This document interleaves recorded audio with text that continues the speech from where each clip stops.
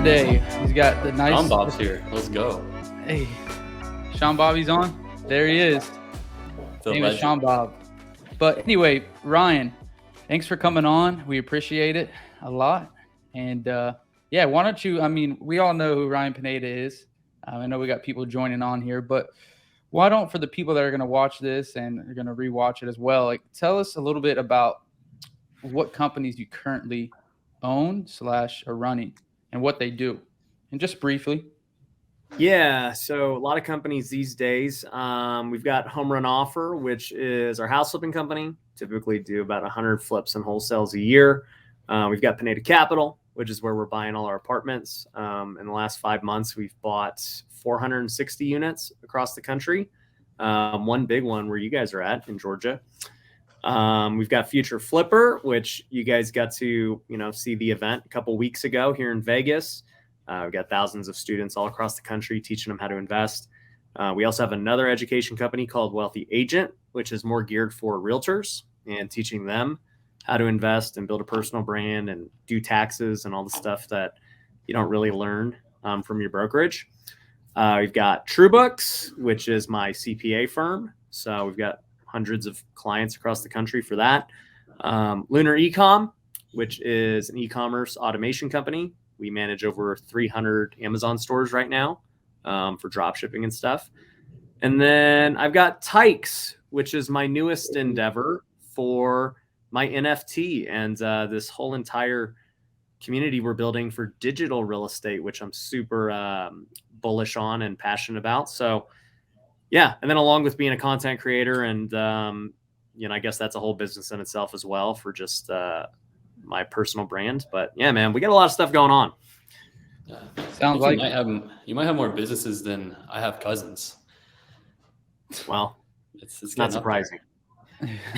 Not in Georgia too. I know, right? In Georgia, man, it's going crazy. So, right. So we first met Ryan when we went and played golf with you, actually. So we went to Southern Highlands and, hit at least 120 on the golf course, hit some good drives. But one of the things that impressed me the most about you was your intentionality of what you do. And like, so my first question is like, have you always been that way? Explain intentionality. Yeah, sorry, your intentionality on what you do. If we're playing golf, you're playing golf to be the best. If you're doing business, you're going to be the best. And you're just focused on exactly what you're doing. And that's like the only thing in your headspace. Yeah. I think you forgot to mention when we were in Arizona and I hit the game winner on you in basketball. Honestly, you weren't even in the picture. So like, it's not proven. I was just there.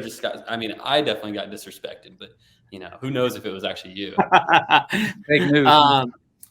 No, but to your point, yeah, 100%. Like I want to be fully focused on whatever task is at hand. So, right now in this podcast, I want to be fully present and I want to be, intentional with that. When you guys came to golf, one of the big things I think you had brought it up was, I wasn't even on my phone at all. And it's true. Like when I go golf, I don't want to deal with freaking this bull crap that's happening at work and everything else. Like I want to be hanging out with the boys or whoever else. And I want to talk about whatever we're there to talk about. If I'm fully like work 24/7 and social media 24/7, it's just not good for balance and it's not healthy. And it makes you worse at whatever it is you're focusing on. So, most of my day is spent going from one task to another that might be completely different than the previous task.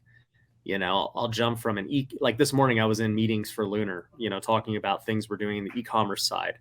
Then I finished filming a video. Then I had to go talk to my team for the NFT. Now we're talking about real estate. And, I've got my call for my coaching students at 1:00. So like, I'm just jumping from task to task, trying to be very efficient with my time and just be the best I can be for whatever it is I'm doing. Mm-hmm. So have you always been that way, or is it just something that you've kind of naturally done and you've just seen that it's made a big difference by doing it? I would say I definitely have not always been that way. I think like most people, you try to multitask and, you're never truly present in one situation. You're on your phone 1 minute, you're talking to someone else the next minute, you're at home trying to play with you guys don't have kids yet, but you will. And, you're at home with your kids and your wife, and all of a sudden, you know, you try and take a phone call for the business because there's always some kind of fire that's happening with the business. Yep. And so I finally just was like, dude, this isn't the right way to live. You know, at the end of the day, my family deserves all the attention when I'm at home with them, and my employees deserve the attention when I'm with them. And if somebody pays me to golf or not even pay me to golf and we go and have some fun, like they deserve to like have my attention and have fun. And so I kind of have now learned to ignore everything outside of whatever it is I'm currently doing. And it's helped me a lot, man. It's made me more productive. It's also made me better at running business and delegating because, you know, for most people, they just don't even have the option, right? Like they're the point of contact, and if they're not doing whatever it is they're supposed to do for that business, then the business just dies and it's just stuck. Whereas for me, I'm like, hey, I don't ever want to be the bottleneck, right? Like if I'm not the bottleneck, we can run without me and I can focus on whatever it is I want to focus on. So it wasn't always this way. I've had to learn it over time. And I forgot, I didn't even mention this business, but Wealthy Way. So, you know, wealthyway.com, you know, I created a course, a planner app, software, Discord community, everything. I gave it away completely for free, kind of to teach these same principles of like, look, if I can do all this stuff at a pretty high level, it's not rocket science. It just takes being shown kind of the way, and like my life would hopefully be proof to other people. Yeah. So like with that is like kind of like the next question is like, how do you kind of determine what to be intentional about versus what not to be? Because like some things are, you know, not worth your time, right? With some things are way more worth your time. So how do you kind of piecemeal that together in your thought process? Yeah, this is kind of something we talk about in Wealthy Way. First off, for me, I think everyone graduates to different points in their life, right? Like we start off broke for a lot of us. Grinding. We have to figure out how to grind and make money. And so for me, that was side hustles. Like I was flipping couches and just doing whatever I could to make money. Then once you kind of take care of yourself, you start getting better at that skill. And hopefully you can start taking care of other people. And that could be your family. It could be your employees. It could be your students, like really just helping other people succeed as well, beyond just yourself. And so like, that was great.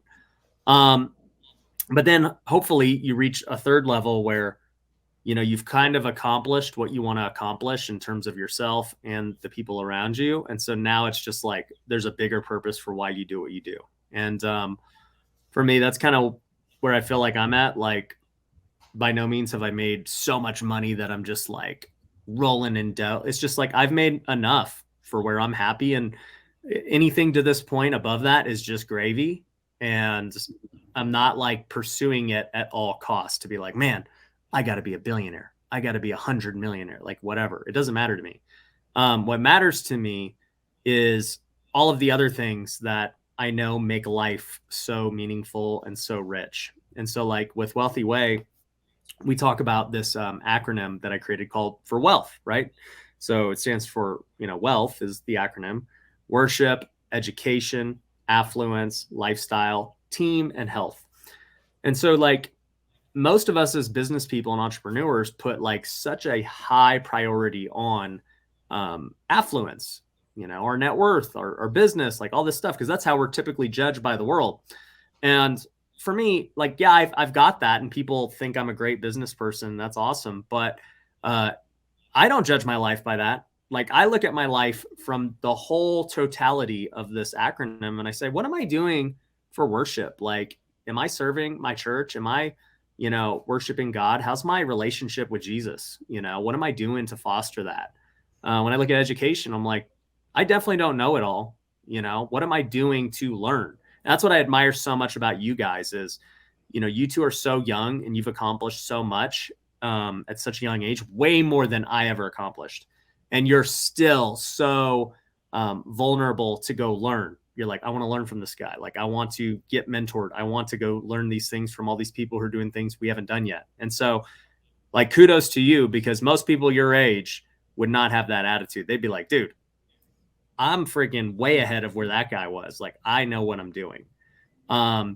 But Appreciate it. education, yeah, education is a huge part, lifestyle, so many people, they like, I hear these stories of people like, yeah, I haven't taken a vacation in years because I'm just grinding. I'm like, dude, that is the worst. No, And I know that's that's not very Gino's tough. problem because Gino is like always gone. Call me So Nick Divide over here, the Nick Divide of Atlanta. yeah, he's talking about my partner Nick. It's actually Nick's birthday today, by the way. So yeah, we totally text him. Happy birthday. Yeah, he's boy not Nick. in Vegas for sure. But lifestyle, like vacations and even material things. Like people kind of give material things a bad rap, and I was one of those people. But I'm like, look, like if you want a super nice house or you want to drive a Ferrari or whatever it is, like, okay, build that into your life and how you want to attain it, right? Without sacrificing all the other stuff. And then, with your team, that would be your relationships with everyone around you, your family, your, parents, your friends. Like, man, are you fostering those relationships? Yeah. Okay. So health, so many of these entrepreneurs, neglect their health, man, because we're busy working and we don't eat right. We miss meals. We don't work out. We don't have time. And, I see so many of them get to be older. You guys are still super young. And if anyone doesn't know, Chandler's actually running an ultra marathon. Yeah, I've heard I about was about to say that too. I was about to say that. I do run marathons. Like Ryan loves it every time. Yeah, If ultra. you didn't know that, guys, by the way. If you didn't Ryan's know, running one with me. If you didn't know. Yeah, I am not. So, most though they don't do that, right? And then I see them. Most of my buddies are in their 30s or 40s, and like they're in terrible shape. I'm like, guys, you ain't gonna last. Like, what's the point of having money if you can't even live?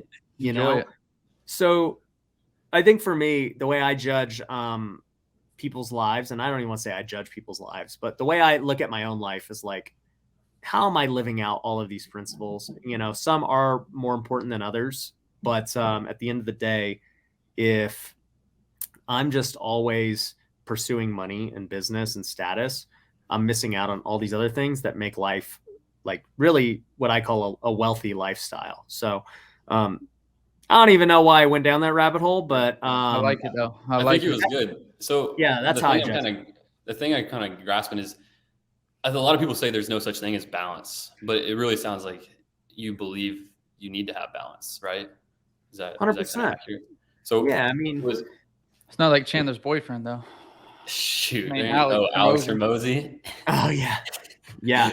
And look, Hermosi, he's coming on my podcast here in about a month, and I've had Cardone, and I'm speaking on stage with Gary Vee next month too. Like, these guys, they preach a very similar message of like, dude, grind, and that's all that matters.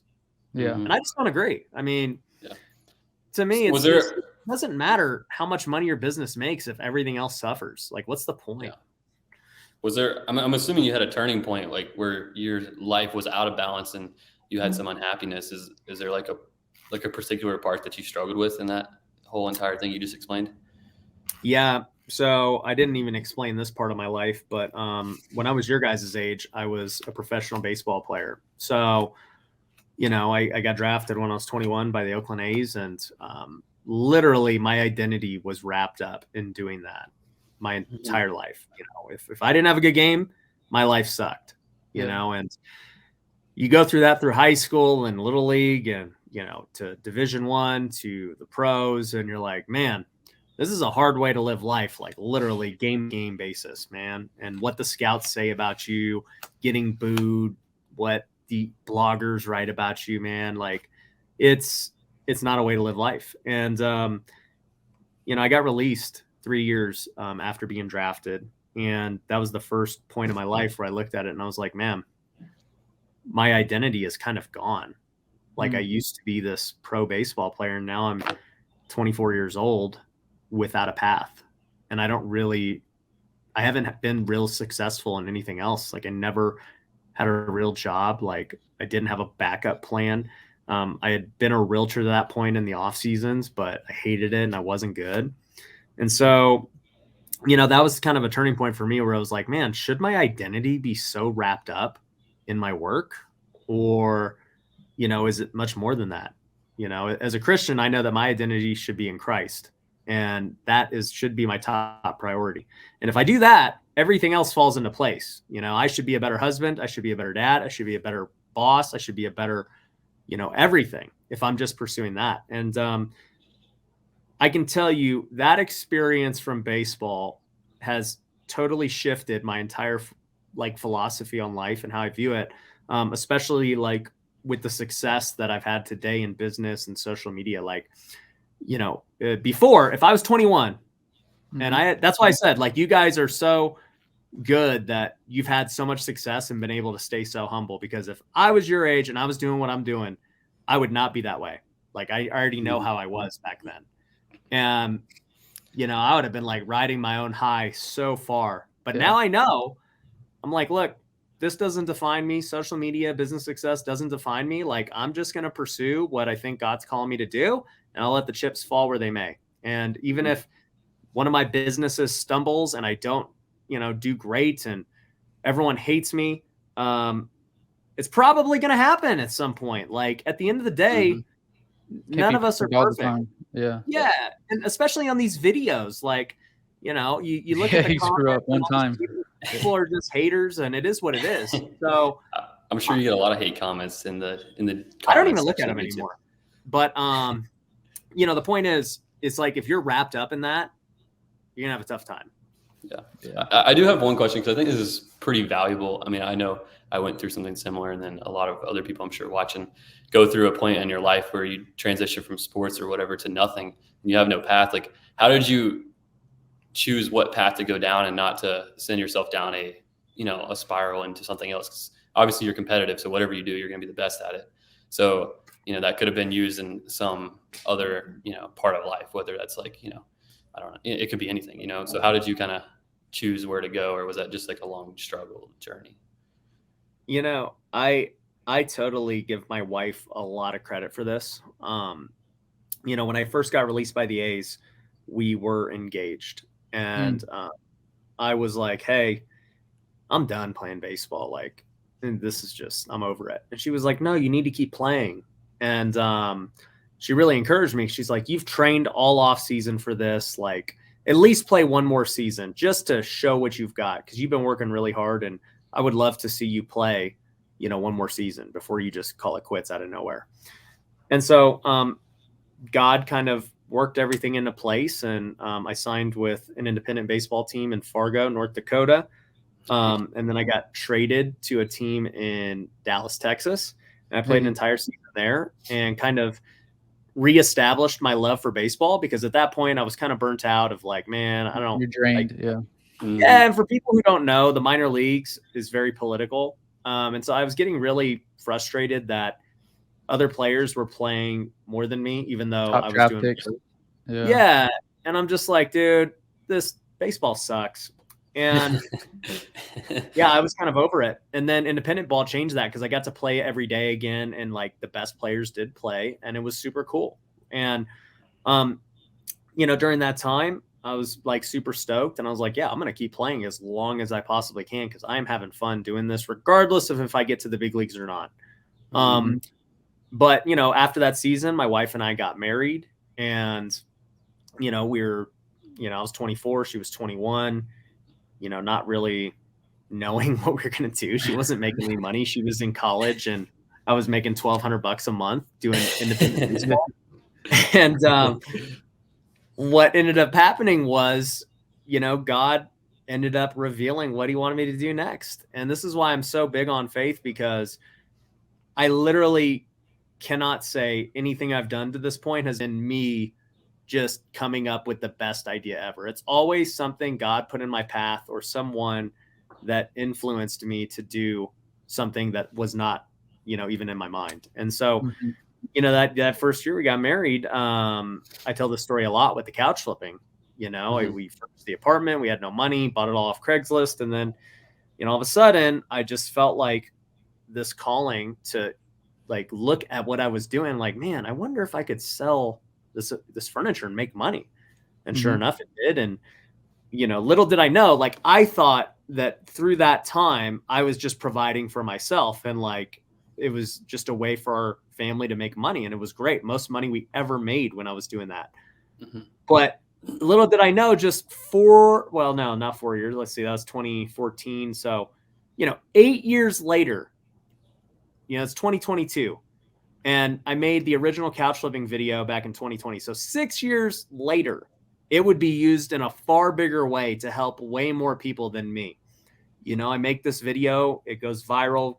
We've got millions of views talking about couch flipping, and then other people make these videos talking about it. It starts this whole revolution across the country. I'm like, what the heck, dude? Like, who would have thought this stupid idea that I had in my apartment that I just thought was for me would change so many people's lives that were struggling in the same predicament, having no idea how to make money. And like, literally it's right there in front of them. And it was right there in front of everybody for a long time, but nobody even considered to do it. And so, God laid that path, and that season of my life was, great, but I felt him calling me to do something else. Cause I was like, man, I don't want to do this the rest of my life. Like, there's gotta be something bigger for me. And, he revealed to me the next thing of house flipping. And, I've told that story many times of, sitting there on our 1 year anniversary, we're on vacation in New Orleans, and, I'm just sitting there praying like, God, I really appreciate you, like, giving me couch flipping and like providing for our family, like, and still allowing me to play baseball as well, because I didn't think any of these things were going to happen. But I also feel like you've called me to do a lot more than just that. So what do you want me to do? And I kid you not, that same day, I saw one of those commercials for real estate investing. At the time, I didn't know they were talking about wholesaling, but they were like, yeah, you could buy houses with no money. You can do this. And I'm like, dude, there's no way. That's a scam. And sure enough, I felt God calling me to look more into it. So I Google it and I find Bigger Pockets, which I also thought was a scam. I'm like, I don't know what this is. And, I read Brandon Turner's book on how to invest with no and low money down. And, Brandon's become a great friend of mine now ever since. But that book changed my life, because I was like, wow, I really can buy real estate without having money. And I just have to find deals. Like, that's it. And so I go back after that trip, and I remember my wife and I did not sit on the plane trip together because we were so broke that I was too cheap to like buy the. I'm like, yeah, they'll put us together.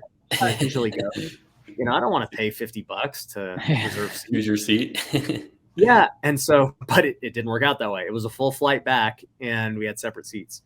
And for whatever reason, maybe I just wasn't a good salesperson yet, but I didn't even try to get somebody to switch with me. I just was not there yet.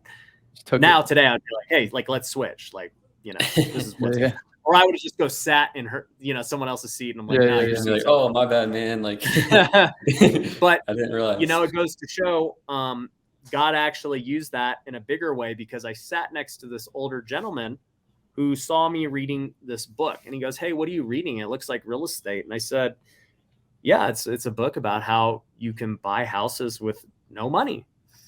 And he was like, I don't usually talk to a lot of people on, flights and stuff, but I kind of felt like God was calling me to talk to you about this. I have flipped hundreds and hundreds of houses in my career. And he started talking about things like subject to and wrap mortgages and things I did not understand at the time. I had no idea. And he was like, yeah, if you want to do it with no money down, you could do a lease option. I'm like, dude, I have no idea what you're talking about. Calm down. And yeah, I had no idea. But he was like, look, I just want you to know that you're on the right path. And if you ever need anything, here's my number, here's my email. And he's like, real estate's going to change your life. And I just remember like having this chilling moment where I was like, man, this is what I'm going to do. And I have full, complete faith that it's going to work. And so I get back from that trip. And I don't tell that story like in depth that often. But I get back and I tell Mindy, and I tell her, hey, like, we're going to flip houses. And by the way, I need to max out both of our credit cards to do it.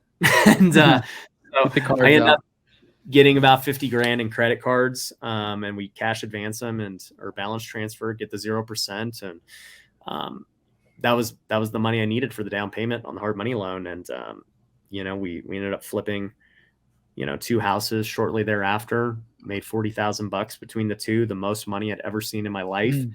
And dude, from there, it just was Game one door after another. God kept opening that I had no idea about. You know, this whole YouTube thing, it wasn't planned. You know, any of these companies that I'm telling you about, they were not planned. NFTs, they're not planned. Like nothing I've done to this point has been planned at all. People are like, dude, what you've created is like crazy. Like, how did you know to do that and that? I'm like, dude, I didn't.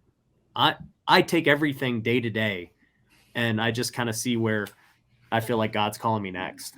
And I think that's important to talk about because, and actually reference what Chandler was talking about earlier is like your intentionality and how, you know, we were golfing and, you know, we've told this story, you told it, you know, we were golfing in Southern Highlands and you're like, well, wouldn't this be cool to do a mastermind here? And at this room right here, we're like, yeah, we would do it. And fast forward, you know, what was that? 3 months later, 3 less days. than that. 3 days you posted on a story. Oh yeah, 3 days post on your story. We paid you like now we have 5 days later. a mastermind. So I think that's important because you're mentioning none of these were planned. You just took action and you put the right people in place to, you know, allow those actions to come into fruition, you know? Yeah, no, and 100%, man. I think when you have an idea that you feel called to do, and look, I mean, I know a lot of people here aren't Christians or, you know, maybe Spiritual, going by faith, but, regardless of that, when you have an idea that's inspiring for you and like you feel very passionately about it, the number one way to kill that idea is by procrastinating and just wasting time, you know? So for me, when I feel it, I'm like, all right, it's go time. This feels right. Let's go. I am a total feel gut person. I don't need to go look at the numbers and be like, well, you know, it might play out this way. And here's our pro forma and here's the projections. I've never done that once. I've never made a projection of like, yep, year 1, we're going to do this. Year 2, we're going to do that. And maybe one day I'll have to, as I, you know, raise money and do pitches and stuff like that. But at this point, never had to do it. It was always like, okay, this is a good idea. We'll figure it out as we go along. Like, let's go. Yeah, I like that. I think a lot of people get the gut feeling that says I should do this, but what most people miss out on is they don't actually do anything with that gut feeling. Right. I think that's what you're really good at, is doing it. Just do it, man. Figure out the rest later. You don't need all the answers today. All you need is the first step. For sure. And Ryan, I got a question too. I mean, you referenced your minor league story, you know, and you also gave a little bit of this, you know, already out, but how was that, you know, the minor leagues, the struggle, the grind, how has that helped you through business? Because it's not as rough. Like we've talked about, you know, we know the minor leagues. I know buddies that played in it. It's business is easy compared to it, and that's what you said as well. So tell us though, about what's some things you took from the, you know, grinding through the minor leagues to now in your businesses? Yeah. You know, not only were the minor leagues hard, but also back in 2010, when I became a realtor, it was extremely hard. I tell this to new realtors all the time, like, hey, yeah, you're competing against bidding wars and all this stuff, but at least when you get some accepted, you're making a lot of money. These prices are high.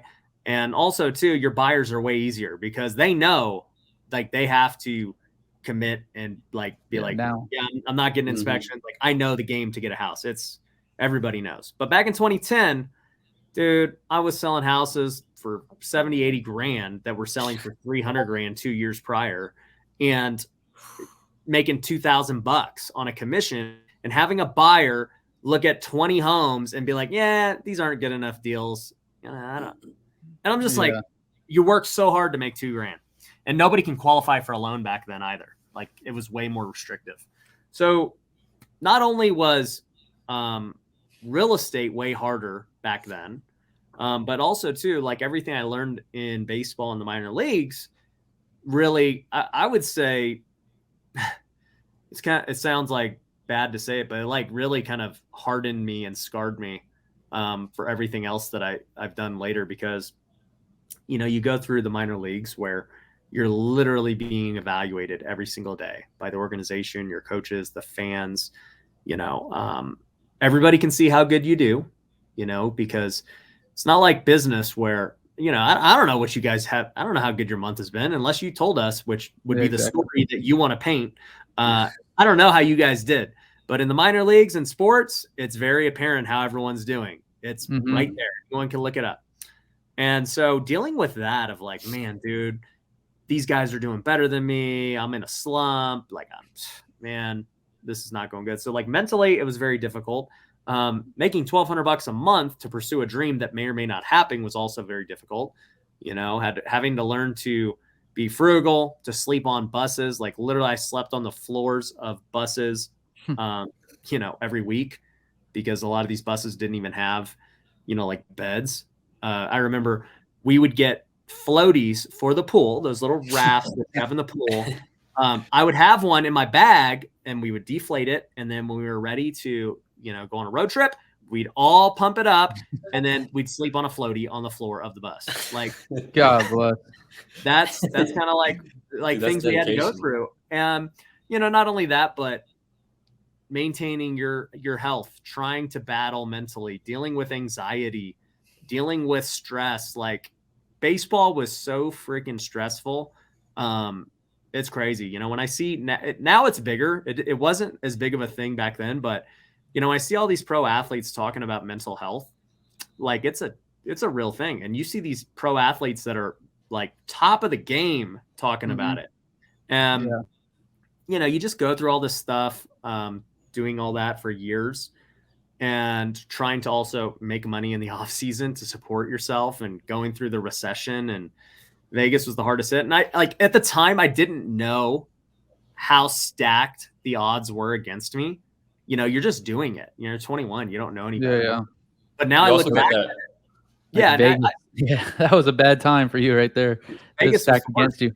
everything was stacked against us. And I just didn't realize it at the time. But now I look back at it and I'm like, wow, that was not very good circumstances to try and like succeed at anything.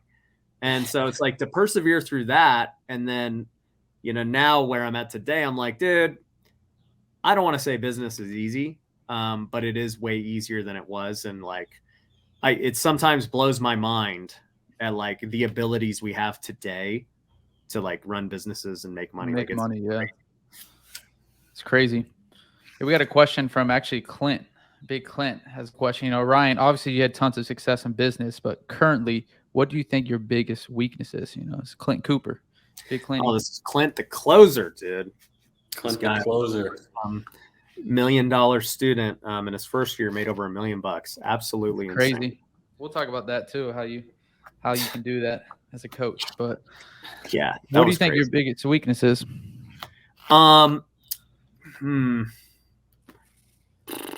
Well, so one of the things we teach our students is to understand your strengths and weaknesses. And so I didn't know my weaknesses until as I started to develop and grow. And so like, you know, everybody is typically into two different buckets. Like you're either, you know, like a maverick entrepreneur type, you know, you could go take the predictive index and learn these things. But, you know, you're this guy who's a visionary, who's hustling, who doesn't like details, who's, you know, just like I said, going with the flow, going with their gut and making things happen. And then you have the analytical types, the people who want to know every step, every detail. They want to make sure every T is crossed and I is dotted. And, you know, that's their personality type. And as somebody who is obviously on the maverick side, I realized that I am terrible at like the details. You know, if you can't even get me to sign a paper anymore, you know, like I get all these DocuSigns every week. And thankfully someone goes through my emails and takes care of them because I don't do it. I can't even think about it. If I have to hold somebody accountable, I am the worst. You know, like we have accountability coaches. I ain't one of them because I will not hold you accountable. I'll be like, hey, Gino, Chandler, and you guys already know this. I'll be like, here's what I think you guys should do. And it's up to you if you want to do it. But I'm telling you the best advice I can give you, and that's it. But you need both in life. Like there has to be the people that are willing to manage and hold people accountable and to be the details. And there has to be the people who are going to come up with the big ideas, who are going to sell, who are going to, you know, basically do what other people think is crazy. And that's what I like to do. So yeah, just, you won't catch me doing anything detail oriented for sure. Heck yeah. So yeah, that's a good So way. What about the opposite side? Because you talk about weaknesses, and I think people focus on weaknesses a lot, but I think they don't focus on their strengths. I don't think people all like really dive into only doing what they're really good at. Like, what's your opinion on that? Well, that's why I kind of hesitated to even think. I'm like, my weaknesses, I haven't thought about those in a long time. And I've got a lot of them, but I just focus on what I do well. I'm like, look, I'm going to come up with new ideas and products. I'm going to go lead my companies. I'm going to make content. And that's pretty much all I'm going to do as far as business goes. And if I do those things, our businesses are going to be really good. And so I kind of, it's like athletes too. You have to have a certain amount of, I guess you would call it confidence / borderline arrogance in being an athlete, because, you may know you're facing, who's one of the great pitchers right now. Clayton Kershaw's older now. See, like I use guys from my, Bumgarner, Jacob DeGrom or whatever. Yeah. These guys are all my age, but these new guys, man, who are just killers. Imagine, you're going to go face these guys and they're good, but for you to be successful against them, you have to have a certain amount of just like unearned confidence and arrogance that like, yep, I'm going to bust this guy. And if you don't, that's one thing I learned, Ryan, in baseball too. I played my whole life up till I was like 19. One thing, if I go into that batter's box and I do not think that I'm going to get a hit, if I go in there at all nervous, scared or whatever, this pitcher's throwing 92 with a cutter on, I'm done. There's no way I'm even going to get close to hitting it. I learned that quick in baseball. Yeah, 100%. And, there's a difference, right? You still want to be humble and understand like where you need to improve and what your weaknesses are, but you also need to be extremely confident to take these actions and succeed. And so, for me, whenever I go into something, I have complete conviction and faith that I'm going to crush at it. And I may have nothing to even prove that that's the case, right? Because I've never done it. I mean, when I started my YouTube channel 2 years ago, I, with 100% conviction, was like, I know I'm going to make it. I know that this channel is going to be big. And there was no proof that that should happen. Like there was 0 subs, but I just was like, I'll figure it out and it's going to be great. On that point though, like if you have that conviction that you're going to win no matter what, it's probably because you've done it in the past. Yeah. Right? Like, I found ways to win at anything I've competed in. Right. So if I'm trying to hit a 3-pointer in Chandler's face, in basketball, it's going to go down. Apparently. It's going to happen. Like there was a lid on the basket the whole time before, but I got lifted right there. Chandler was talking all this crap. And I said, dude, I haven't played basketball in at least a year, but I'm going to have to just do this. Do it to this kid. He didn't come day 2 though. I got to humble this kid. I didn't come day 2 because I was golfing. Oh, that's true. He hit scratch. Yeah. The other day you hit 79? Hey, think about that with golf, right? Like golf is an extremely hard game, right? And I started playing last year, and I told my coach, I'm like, hey, dude, one of my goals is I want to shoot par in a year. And most people look at you like, dude, are you dumb? Like, it takes people their whole life to get that good. I'm like, well, I'm not most people, and we're going to figure out how to do this. And I'm going to find the best coach who can help me figure out how to do this. I'm going to find the best equipment. I'm going to practice in the best way.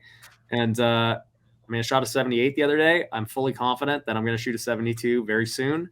And from there, I don't know. Maybe I'll play in some amateur tours or something, or some tournaments. Like, I don't know where it's going to go, but I have complete confidence, even though I shouldn't, because I'm not, a trained golfer or anything. But you have to have that faith that you're going to be able to do that.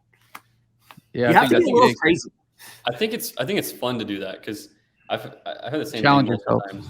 Like to say like I'm going to do what other people say is impossible, but like also like, on that point is like you're literally doing, like if everyone says it's not possible, that's why there's the 1%, because you're the person who said it is possible and you go and do it, and that's why there's a discrepancy between most people and who the high achievers are, in my opinion at least.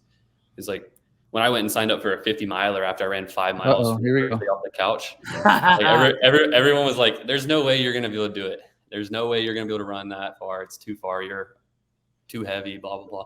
And you just go and do it, Yeah. Just do it, man. I'll tell you, I have no conviction that I can do an ultra marathon. But okay, here's the other thing too. Okay. And I want people to be clear of this. Do I think that I could do an ultra marathon if I really wanted to? Yeah, I could. Like if the stakes were there, where it was like, dude, Ryan, if you do this ultra marathon, we're going to give you $100 million. I'd be like, yeah, all right, I'm going to train. I'll figure it out. I'll do it. But you have to, like, if it's not that and you're doing it because you thoroughly want to do it and enjoy it, everything else, you're not going to succeed in it. Just like, so my point is, do not make goals based on what other people deem successful or what like you think is success. Make goals for what it is you truly want to do, your conviction to do that. And so like, I think I've always been successful with my goals is because I truly wanted to do that. I'm like, I want to play baseball and be great at it. I want to flip houses. I want to, play golf now and get good at it. There's no like real financial reason to be great at golf. Like it doesn't make sense for the amount of time and effort I have to put in to become great. With where I'm at, like it is a bad ROI, but I just have so much joy with it that I want to do it. And like, that's going to drive me beyond money or anything else to become good. So, social media was the same thing. It was like social media, you guys know, as starting, channels is very difficult off the ground. It is not a good ROI, especially for the time and effort you're putting into it. And if you have a very successful business already, you're going to look at it and be like, dude, I could be doing this at my current business and it's going to make me a lot more money than doing this. But you have to have conviction. You got to enjoy it. And that's what I, knew from the beginning. I was like, regardless of this makes me $1 the first year, I'm willing to go negative to go and fund it and to get the right team and to figure it out because I enjoy it and I want to do it. And I'm convicted that it's going to be worthwhile in the long run. Mm-hmm. So even with golf, would you say like it's kind of similar to social media? It's like if you just extend your time horizon and you are that good, there's benefits outside of just going to play golf and having a good time more, Yeah, I think we talked about this during the golf mastermind, but, for me, first and foremost, like you got to understand your primary reason for doing something and then the secondary reasons. And so that's with any business or anything else, because nothing is just black and white. This is the only reason I do it. And so like for me, the primary reason of golf is simply to fill a competitive need that's inside of me that, there's been this void that has been not filled since I stopped playing baseball. And when you're an athlete your whole life and, all you do is play sports and you love to compete and you love to get better every day, when you kind of take that away and you just kind of get put in a desk like I am now, I don't want to say it sucks, but I'm just like, there's this void. You're missing something. Yeah. Yeah. And so I played basketball after, and we got teams and other stuff, and I've competed in other things, but golf has filled that void. And it's something for me anyways, that I know I can play forever. Like it's not baseball or basketball where I'm like, I get older and you can't really do it. Golf, everyone plays forever, dude. And so I think that's so exciting that I could start today I'm now 33. And I can still like, it's worthwhile to start today because I'm going to play this until hopefully I'm really old and it'll be great. But, the secondary reasons would be some of the things you mentioned where, you're going to meet very high level people. I've already made a ton of connections at the golf course and the country club that will make me a lot of money. The direct way of making money, like you guys mentioned, like we did the golf mastermind, it was 10 people, 10 grand, it was $100K like that, that's direct money that you can make. But I'm more focused on the really big things that will happen on the golf course with really big relationships that will make, millions as well. Mm-hmm. Yeah. I think it's big. Another thing I wanted to bring up on this, because, we've talked about being an athlete and competing, a lot through this podcast, but what do you feel? And we found a trend to be very successful with this, but with hiring other athletes. I know we've talked about it before with you and it's so, but what do you feel about just hiring, not just hiring other athletes, but using that as a big, filter? Yeah. So I love hiring athletes because they get it, right? Like you have commonality, you can talk. Most athletes are willing to work extremely hard. They may not have the book smarts or the knowledge yet, but most athletes will figure it out. Like they just naturally want to compete and be great. So I love athletes, man. Like, to me, if you apply and you have an athletic background, typically too, along with competing and wanting to get better, they're usually in better physical shape too. And so, it goes back to what is being wealthy like, and health is a big part of that. And so I know, some of my best workers are in the best shape. They've got more energy. They feel great. They look great. Think about this too. And I don't want to say this like as a fat shame or something like that. But like, look, if you walk into a meeting in a room, or you're trying to get deals and you go into a seller appointment, the first thing people are going to do is judge you by how you look, right? You're going to be like, yo, this guy takes care of himself. Like, he's put together well. Or then be like, dude, this guy's sloppy. Like, Yeah. what's going on with this guy, right? And for better or for worse, that is just how life is. People make snap judgments, whether they realize it or not. And, it's typically an indicator of how serious they take other parts of their life. Like, obviously, they're not taking their health seriously unless there's, something that they can't control. That's one thing. But for most, it's the opposite. It's like, dude, you're lazy, or you just take it serious. So it's kind of an indicator of like what might be expected later on. Yeah. I agree. Especially like, and on the athlete point too, is like, they're just the guys, like, especially if they've competed at a high level, whether they play minor league ball or, high level college sports, they just know how to get it done at the end of the day. They just know how to get the job done well. And that will translate over. And they're teachable, which is the most important thing. Obviously, they've been taught and they've adjusted. So they're teachable for sure. Yeah. Right. What are you, Ryan, go ahead. Here, yeah, one more question I got about this, and I think it's important, and I'm curious what you're going to say about this. But let's say you were going to do it all over, and say you're 21, and I know that's probably what, like, junior year. That was me last year, junior year of college. Did you get drafted junior year? Mm-hmm. First year of eligibility. So Yep. say it's back, like, go back in that time. Would you do it again? Would you go back and do minor league baseball for the 3 or 4 years, and would you go through that grind again, or would you just go ahead and start? Obviously you don't know about real estate yet, but would you, knowing what you know now, what would? So for me, I would totally do it all over again. I think there's 2 points that this is covering. One is the fast track of, what people want, right? Like, so many people see young guys like yourselves and they think, man, like, I'm not doing well because I'm 22 and I'm not a millionaire yet. I'm not killing it. And I'm like, I laugh because I'm like, dude, I didn't make 6 figures until I was 27. Are you kidding me? And it's totally changed how I perceive everything. And, in the end, the goal isn't to like make the most money the fastest. There's always somebody who's going to make more money than you.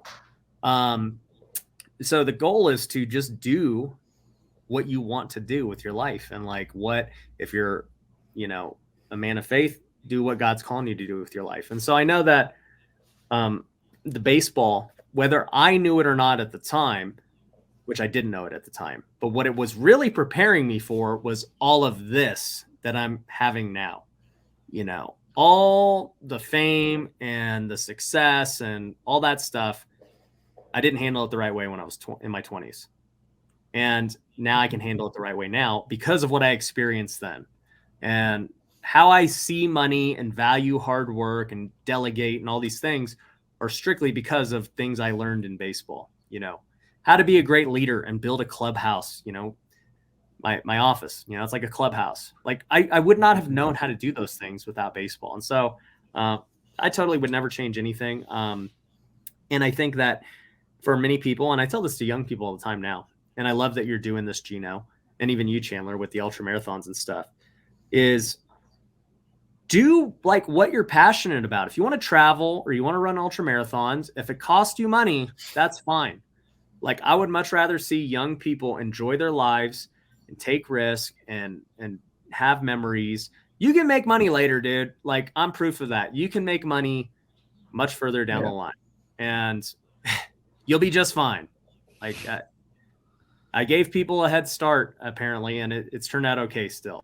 And I got to enjoy and live my life the way that I wanted to live it for pretty much my entire 20s before I became a professional business person. Mm-hmm.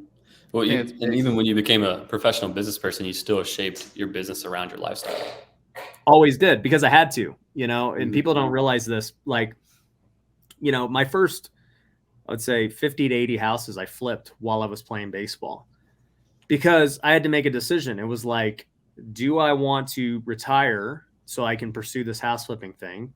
Or do I want to figure out a way to do both? Because I really love baseball. And at the time, baseball did not financially make sense. And the odds of me getting to the major leagues were slim to none at that point. As you get older as an athlete, you're just getting older and older. Not good. So I knew that my odds were slim, but I just loved playing baseball.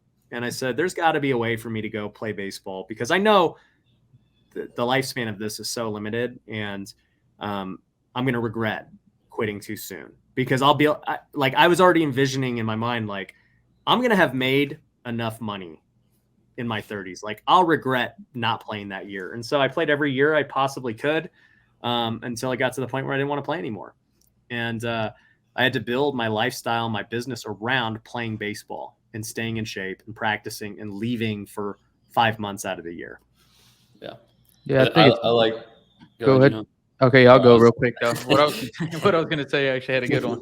No, but I was gonna say is because, like, I mean, the more I think about it, is like, we got Gary V, you got Hermosi recently, but all these people talking about grind. I didn't have a 20s at all. I didn't have my 20s, but like, why? What was your purpose behind it?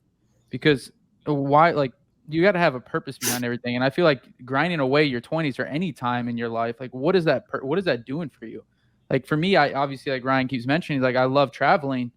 Like, why do I need to even focus on, like, why can't I go travel? Why can't I allow myself to have a fun time in my life, enjoy my life? Like, why do I have to grind to my 20s? Like, couldn't Gary V, like, if he liked hanging with his friends, I'm sure he really deep down, like, he probably misses hanging out with his friends in his 20s. Like, did that really make that much of a difference for an hour a day to hang out with his friends?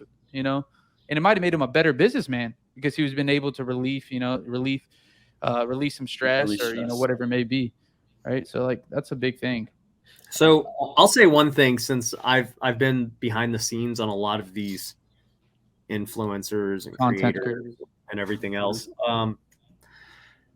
And I don't know Gary personally, so this is not about Gary, but this is a general observation that I've had being around these people.